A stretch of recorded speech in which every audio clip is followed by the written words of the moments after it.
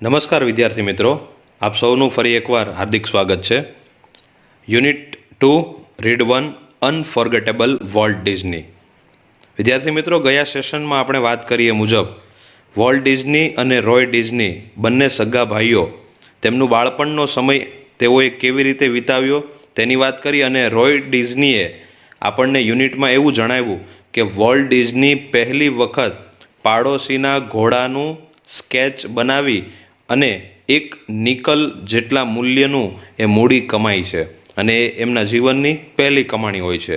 આ સુધીની વાત આપણે લાસ્ટ સેશનમાં કરી હતી અને વોલ્ટ ડિઝનીનો જે ટ્રેન પ્રત્યેનો અનહદ પ્રેમ છે તેની પણ આપણે ચર્ચા ગયા સેશનમાં કરી હતી.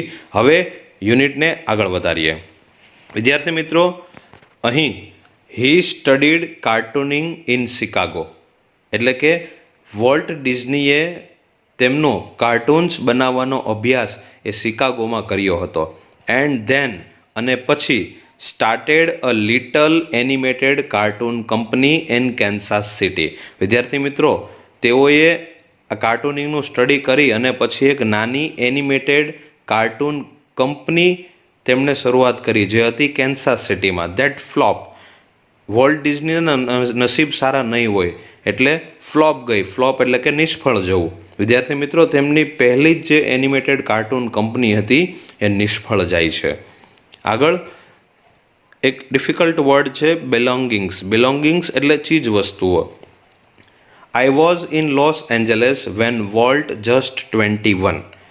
હું લોસ એન્જલસમાં હતો ત્યારે વોલ્ટ માત્ર 21 એટલે કે 21 વર્ષના હતા.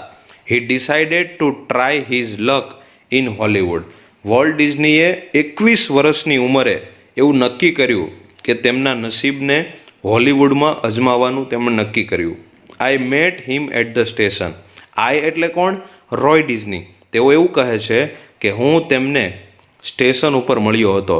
હી was carrying a cheap suitcase. તેમણે એક ચીપ એટલે કે સસ્તી એ સુટકેસ હાથમાં રાખી હતી. That contain all of his belongings, એટલે કે તેની અંદર તેની બધી જ વસ્તુઓ, જે તેમના જીવન જરૂરિયાત વસ્તુઓ હતી એ બધી જ તેમાં સમાયેલી હતી. વિદ્યાર્થી મિત્રો, વિચાર કરો, 21 વર્ષની ઉંમરે વોલ્ટ ડિઝની આવું જબરજસ્ત સ્ટેપ તેમના જીવનમાં લે છે. ત્યારબાદ બોરો. બોરો એટલે કે ઉછીનું લેવું. વી બોરોડ $500 ફ્રોમ એન અંકલ. અહીં અમે $500 એ અમારા કાકા પાસેથી અમે ઉછીના લઈએ છીએ. And Walt started a cartoon series called Alice in Cartoonland. વિદ્યાર્થી મિત્રો, વોલ્ટ ડિઝની એ પોતે એક કાર્ટૂન સિરીઝની શરૂઆત કરી હતી જેનું નામ હતું Alice in Cartoonland. It was a tough going, અને એ સમય તેમના માટે ખૂબ જ કપરો હતો કારણ કે ઉછીના પૈસા લેવાના અને આગળ એ કાર્ટૂન કંપની જે હતી એ પણ ફ્લોપ ગઈ હતી. એટલે આ તેમનું બીજું સાહસ હતું. તે તેના માટે ખૂબ જ મુશ્કેલીનો સમય હતો. ક્રેન્ક. ક્રેન્ક એટલે કે મશીનને ફેરવવાની ક્રિયા, એક પ્રકારની ક્રિયા છે. Volt did all the animation. વિદ્યાર્થી મિત્રો, અહીં વોલ્ટ અને જે રોય હતા ને તેમની બંને વચ્ચે જબરજસ્ત કનેક્શન હતું. Volt did all the animation, બધા જ એનિમેશન વોલ્ટ કરતા હતા. And I crank the old fashion camera. Old fashion એટલે કે જૂના જમાનાનો જે કેમેરો હોય છે તેના દ્વારા રોય ડિઝની પોતે બધા જ એનિમેશનને કેપ્ચર કરતા હતા. The Alice cartoons didn't make much of splash. Splash એટલે કે સફળતા. જે એલિસ કાર્ટૂન હતું તેમણે વધુ સફળતા મેળવી ન હતી. એટલે વિચાર કરો વિદ્યાર્થી મિત્રો, આ તેમની બીજી નિષ્ફળતા હતી. So Walt started a new series called Oswald the Rabbit. વિદ્યાર્થી મિત્રો, તેથી વોલ્ટ ડિઝની જે હતા તેમની બીજી નવી સિરીઝ શરૂ કરે છે જેનું નામ છે ઓસ્વાલ્ડ ધ રેબિટ. વોલ્ટ ડિઝની હાર નથી માનતા. તેઓએ આ એક નવી સિરીઝ શરૂ કરી, ઓસ્વાલ્ડ ધ રેબિટ. જોઈએ હવે ઓસ્વાલ્ડ ધ રેબિટ સિરીઝનું શું થાય છે. ઓસ્વાલ્ડ ડીડ બેટર. ઓસ્વાલ્ડે ખૂબ સારું કમાઈ કરી. But when volt went to our New York distributor. Distributor એટલે કે વેચાણકારો. હવે જુઓ મિત્રો શું થાય છે. વોલ્ટ જ્યારે ન્યુયોર્કમાં ડિસ્ટ્રીબ્યુટર એટલે કે વેચાણકારો પાસે વધારે પૈસા માટે જાય છે. હી રેન ઇન ટુ ટ્રબલ, અને તે મુશ્કેલીમાં મુકાય છે. જો એમના જીવનમાં દિવસે ને દિવસે વધુ પડતી મુશ્કેલી આવતી જ જાય છે, છતાં પણ તેઓ હાર માનતા નથી. હવે શું થાય છે? અહીં રોય ડિઝની પોતે પ્રશ્ન પૂછે છે કે what kind of deal did you make kid? Kid એટલે કે નાના ભાઈ. તે કેવા પ્રકારની ડીલ કરી, એવું રોય ડિઝનીએ વોલ્ટને પૂછ્યું. તો વોલ્ટ જવાબ આપે છે, પરંતુ જવાબ આપતા પહેલાં અહીં બે ડિફિકલ્ટ વર્ડ છે. એડમિટ એટલે કે દાખવવું, અને ટેક ઓવર એટલે કે કબજો કરવો. We haven't got a deal, Walt admitted. વોલ્ટે સહમતિ સાથે કહ્યું કે આપણે કોઈ પણ પ્રકારની ડીલ કરી નથી. ધ ડિસ્ટ્રીબ્યુટર એટલે કે વેચાણકારોએ કોપીરાઇટેડ ઓસ્વાલ્ડ, જે ઓસ્વાલ્ડ સિરીઝ હતી તેને કોપીરાઇટ કર્યા, એટલે કે તેમને તેવી ડુપ્લિકેટ કોપી બનાવી. And he is taking over the series himself, અને તેમણે તે સિરીઝને લઈ તેના ઉપર કબજો કરી અને પોતે જાતે જ એ સિરીઝને રિલીઝ કરવા લાગ્યા છે, એટલે કે મુક્ત કરવા લાગ્યા છે. એટલે કે મહેનત કરી હતી વોલ્ટ ડિઝનીએ, અને વેચાણકારોએ ડાયરેક્ટ તે સિરીઝનો ઉપર કબજો કરી લીધો. એટલે અહીં વોલ્ટ ડિઝનીને ફરી એકવાર નિષ્ફળતા મળે છે, પરંતુ વોલ્ટ ડિઝની હાર માનતા નથી. વિદ્યાર્થી મિત્રો, 3 ખૂબ જ અગત્યના શબ્દ છે અહીં. સ્ટ્રેન્જલી એટલે કે આશ્ચર્યજનક રીતે, ડાઉન હર્ટ એટલે કે ઉદાસ થવું, અને એન્થુઝિયાઝડ એટલે કે ઉત્સાહથી કહેવું. સ્ટ્રેન્જલી એટલે કે આશ્ચર્યજનક રીતે, Walt did not seem downhearted. એટલી બધી નિષ્ફળતા મળવા છતાં પણ વોલ્ટ ડિઝની સહેજ પણ ઉદાસ થયા ન હતા. We are going to start a new series, he enthusiased. તેઓએ ઉત્સાહ સાથે જાહેર કર્યું કે હવે આપણે એક નવી સિરીઝ શરૂ કરવા જઈ રહ્યા છીએ. ઇટ્સ અબાઉટ અ માઉસ, અને એ માત્ર એક ઉંદર ઉપર આધારિત છે. And this time will on the mouse, અને આ વખતે તે ઉંદર આપણો પોતાનો હશે. એટલે કે કોઈ પણ વ્યક્તિ એ ઉંદરની કોપી કરી શકશે નહીં. અને વિદ્યાર્થી મિત્રો, એ ઉંદર એટલે કોણ?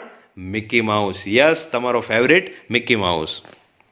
વિદ્યાર્થી મિત્રો, હવે પછીની જે તેમની સફળતા છે તેમની વાત કરીએ. The rest is a history. ત્યારબાદ જે પણ થયું, જે પણ ઇતિહાસ હતો, એ ખૂબ જ યાદગાર હતો. Walt's mouse Mickey celebrated his 14th birthday in 1968. વોલ્ટનો ઉંદર એટલે કે કોણ? Mickey Mouse. તેમણે તેમના 1968માં 40મી બર્થડે જન્મ દિવસ ઉજવ્યો. And happy 14th it was, અને એની 40મી વર્ષગાંઠ એ સફળ હતી. કેવી રીતે સફળ હતી વિદ્યાર્થી મિત્રો? આપણને પ્રશ્ન સહજ થાય. ક્વાર્ટર એટલે કે ચોથો ભાગ. A quarter of billion people. વિદ્યાર્થી મિત્રો, આ આંકડા જ તેમની સફળતાનું રહસ્ય છે. A quarter of billion people so a Disney movie in 1968. 1968 સુધીમાં લાખો કરોડો લોકોએ ડિઝની મૂવી જોયું હતું. 100 million watch a Disney TV show. 100 million જેટલા લોકોએ ટીવી શો જોયો હતો. Nearly a billion read a Disney book or magazine. વિદ્યાર્થી મિત્રો, બિલિયન જેટલા લોકોએ ડિઝનીની બુક અને મેગેઝિન વાંચ્યા હતા. And almost 10 million visited Disneyland. વિદ્યાર્થી મિત્રો, 10 મિલિયન જેટલા લોકોએ ડિઝનીલેન્ડની મુલાકાત લીધી હતી. વિચાર કરી શકો તમે આંકડા ઉપરથી કે ડિઝનીલેન્ડ અને ડિઝનીની જે પણ પ્રોડક્ટ હતી એ કેટલી મશહૂર હશે. અને આ બનાવનાર એટલે કે સફળ વ્યક્તિ Walt Disney. And Mickey as a volt use to say started it all. Use to એક લેંગ્વેજ આઇટમ છે, ફંક્શન. હેબિચ્યુઅલ પાસ્ટમાં આપણે ભણીશું એમને. અહીં વોલ્ટ ડિઝની મિકી માઉસ માટે હંમેશા કહેતા કે આ બધાની શરૂઆત કરાવી એ મિકી માઉસે હતી. એટલે કે આ સફળતાનો એક શ્રેય મિકી માઉસને પોતે આપે છે. અહીં બે ડિફિકલ્ટ વર્ડ છે. મેચલેસ એટલે કે અદ્વિતીય, અને ઓકેઝન એટલે કે પ્રસંગ. વિદ્યાર્થી મિત્રો, અહીં ભાષાંતર જોઈએ. Mickey was only the first successful product of Walt's matchless imagination.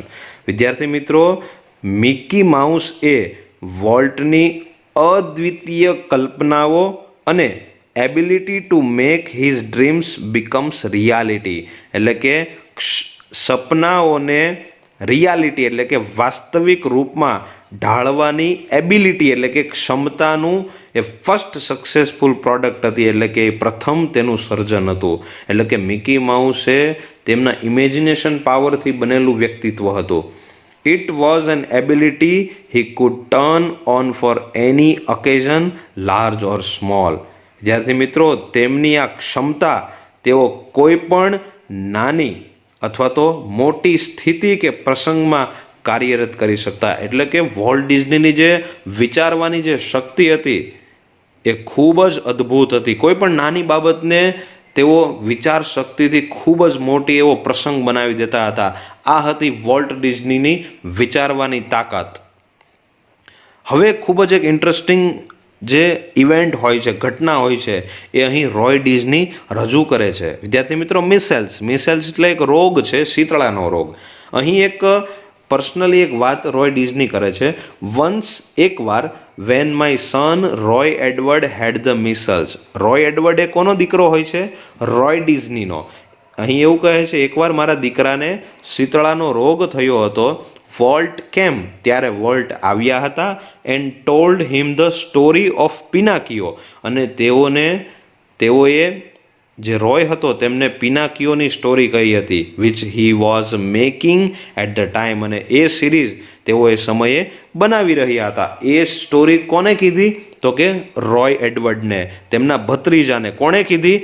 Volt ડિઝનીએ. શું હોય છે સ્ટોરી? જો 3 ઇમ્પોર્ટન્ટ વર્ડ છે. વર્ચ્યુઓસો એટલે કે અસાધારણ, રિવેટ એટલે કે મંત્રમુગ્ધ થવું, અને ટ્વીચ એટલે કે ખેંચાવવું. વિદ્યાર્થી મિત્રો, અહીં ભાષાંતર જોઈએ. When Walt told a story, જ્યારે વોલ્ટ જે છે, વોલ્ટ ડિઝની જે છે, એ રોયને સ્ટોરી કહેતા હતા, રોય એડવર્ડને. It was a virtuoso performance. એ સ્ટોરી કહેવાની જે કળા હતી તે અસાધારણ હતી, અદ્ભુત હતી. His eyes riveted his listener. જે એમના લિસનર હતા, જે સાંભળનાર હતા, એ તેઓને વોલ્ટ ડિઝનીની આંખો મંત્રમુગ્ધ કરી દેતી હતી. His મસ્ટીચ twisted એક્સપ્રેસિવલી. મસ્ટીચ એટલે કે મૂછો. વોલ્ટ ડિઝની પોતે તેમની મૂછો હતી તેમને પણ લય સાથે, જેમ વાર્તા કહેતા હોય એવી રીતે મૂછને પણ ઊંચી નીચી કરતા હતા. His eyebrow rose and fail. Eyebrow એટલે કે આંખના નેણો. આંખના નેણને પણ રોઝ એન્ડ ફેલ એટલે કે ઊંચા નીચા લય સાથે કરતા હતા. And his hand moved with a grace of musical conductor. અને એમના હાથ જે હતા એ એમના હાથમાં રહેલું એક વદ્યવૃંદ એટલે કે જે મ્યુઝિકલ ઇન્સ્ટ્રુમેન્ટ હોય છે એને સાથે રાખી અને વગાડતા જાય અને સાથે સાથે સ્ટોરી સમજાવતા જાય. એટલી અદ્ભુત રીતે તેમની સ્ટોરી રિપ્રેઝેન્ટ કરવાની આવડત હતી. અને આવડતને કારણે શું બને છે એ આપણે જોઈએ. વિદ્યાર્થી મિત્રો, આ જે સ્ટોરી કહેવાની એમની આવડત હતી એને કારણે જે યંગ રોય એડવર્ડ હતો એનામાં કેટલો અદ્ભુત ફેરફાર થાય છે જોઈએ. Roy Edward was so wide-eyed at Walt's graphic telling of the fairy tale. જે યુવાન નાનકડો રોય હતો તેની સો વાઇડ આઇડેડ એટલે કે ખૂબ જ આંખો પહોળી કરીને એટ વોલ્ટ્સ ગ્રાફિક ટેલિંગ, વોલ્ટ દ્વારા કહેવાતી જે વાર્તા હતી તે ખૂબ જ તનથી, ખૂબ જ મનથી અને ખૂબ જ દિલ દઈને સાંભળતો હતો. That he forget all about his measles. Forget એટલે કે ભૂલી જવું, અને એ પોતાની શીતળાની બીમારી વિશે ભૂલી ગયો હતો. વિચાર કરો, આ હતી તેમની સ્ટોરી કહેવાની તાકાત. હવે જોઈએ કે ખાસિયત શું હતી. તો અહીં રોય એડવર્ડ જણાવે છે ડિસઅપોઇન્ટ એટલે કે નિરાશ થવું. રોય એડવર્ડ એવું કહે છે કે લેટર અને પછીથી when he so the finished picture, તે જ્યારે પિનાકીઓનું પૂર્ણ થયેલું અંતિમ ચિત્ર જોવે છે, હી વોઝ અ સ્ટ્રેન્જલી ડિસઅપોઇન્ટેડ, અને ખૂબ જ નિરાશ થયો. કોણ? Roy Edward. કેમ? It didn't seem as exciting as when uncle Walt told it, he said. અને રોય એડવર્ડ મિત્રો અહીંયા એવું કહે છે કે એ પોતે એમ કહે છે કે આ જરા પણ એટલું એક્સાઇટિંગ એટલે ઉત્સાહી નથી લાગતું જેટલું અંકલ વોલ્ટ કહેતા હતા ત્યારે લાગેલું. એનો અર્થ કે તે પોતે જ્યારે રિયલમાં એ સ્ટોરી જોવે છે એના કરતાં જ્યારે વોલ્ટ ડિઝની એટલે કે તેમના કાકાએ તેમને કહી હતી એ વધુ ઇન્ટરેસ્ટિંગ લાગતી હતી. વિદ્યાર્થી મિત્રો, એટલા માટે જ તો એ તેમનો રોગ જે શીતળા હતો એ ભૂલી ગયો હતો. આ હતી વોલ્ટ ડિઝનીની સ્ટોરી કહેવાની એક રિપ્રેઝન્ટેશનની આવડત. વિદ્યાર્થી મિત્રો, આગળ જોઈએ. વોલ્ટ ડિઝની આવા ઘણા બધા તેમના જીવનમાં ઇવેન્ટ છે કે તે પોતે આપણી વચ્ચે અહીં ચર્ચા કરે છે. ડિફિકલ્ટ વર્ડ છે હમર. હમર એટલે કે રમૂજ, અને ગ્લુમીલી એટલે કે ઉદાસપણે. જોઈએ ભાષાંતર. Like many people who work to create humor. ઘણા લોકો કે જે રમૂજ કરવાના કાર્યમાં જોડાયેલા હોય. Volt took it very seriously. Seriously એટલે ગંભીરતાથી. વોલ્ટ એ બાબતને ખૂબ જ ગંભીરતાથી લેતા હતા. તેમને મજાક મસ્તી ગમતી ન હતી. He would often sit glumly through the funniest cartoon. Glumly એટલે કે ઉદાસપણે, અને સીટ એટલે બેસવું. તેઓ હંમેશા રમૂજ કાર્ટૂન તરફ ગ્લુમીલી એટલે કે ઉદાસપણે બેસી રહેતા હતા. Concentrating on some way to improve it. Concentrating એટલે કે તેના ઉપર એકાગ્ર કરવો, વિચાર કરવો. તે હંમેશા તે કાર્ટૂનમાં કંઈક એવો સુધારો થાય, ઇમ્પ્રુવમેન્ટ થાય, એ માટે સતત તેના ઉપર એકાગ્ર રહી અને કંઈક ને કંઈક એમાં બદલાવ માંગતા હતા. એવી એની જે ઇમેજિનેશન પાવર હતો, તેની જે વિચારવાની શક્તિ હતી, તે કાર્ટૂનમાં રેડી દેતા હતા અને કંઈક અદ્ભુત એવું સર્જન કરતા હતા. ત્યારથી મિત્રો અહીં એક વર્ડ છે ઓપિનિયન. ઓપિનિયન એટલે કે મંતવ્ય.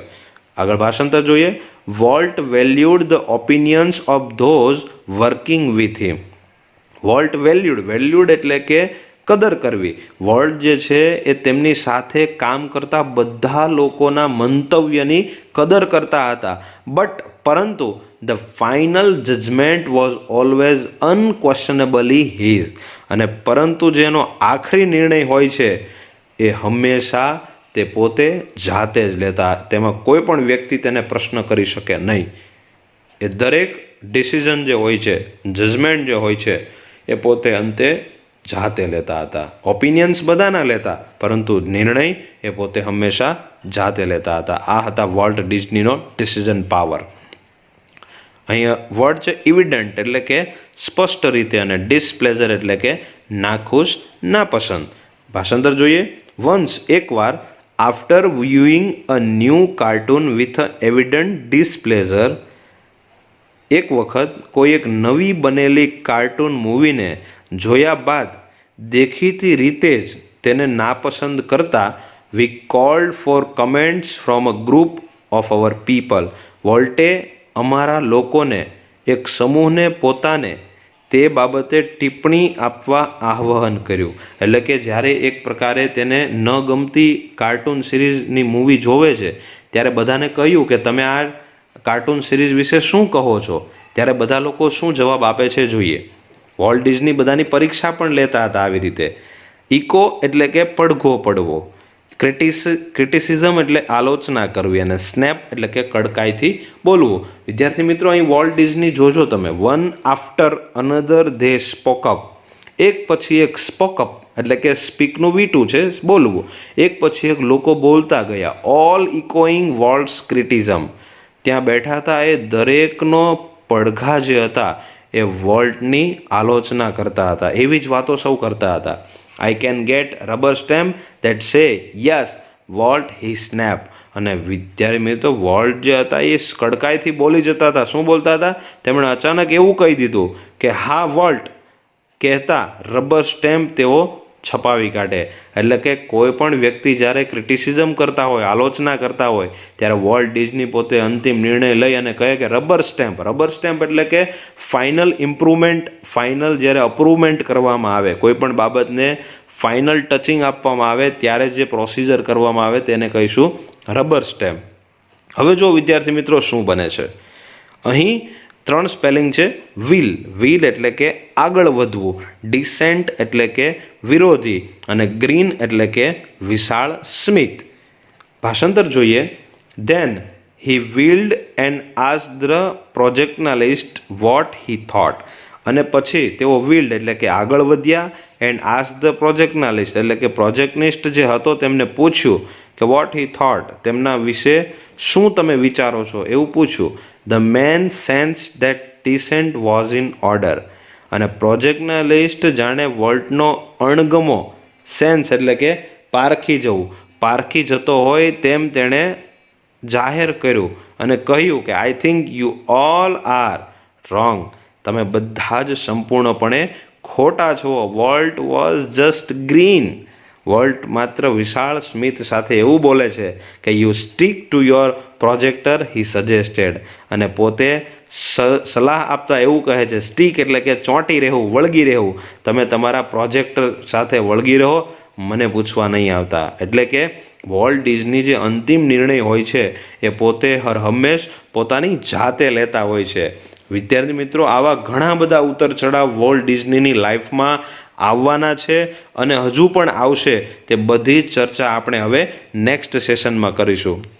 આ સેશન સાથે જે પણ વર્કશીટ આવી છે તેમાં સિમિલર વર્ડ, ટ્રુ ફોલ્સ અને ફિલિંગ ધ બ્લેન્ક્સ અને પેરેગ્રાફ ક્વેશ્ચન આન્સર એને સારી રીતે, સાચી રીતે તમારી નોટબુકમાં લખી અને આ વર્કશીટ કમ્પ્લીટ કરશો. અને નેક્સ્ટ વીકમાં જ્યારે આન્સર શીટ આવે ત્યારે તેની સાથે મેચ કરી અને આપણે કેટલા સાચા છીએ અથવા ખોટા છીએ તેનું કરેક્શન કરજો. Thank you so much.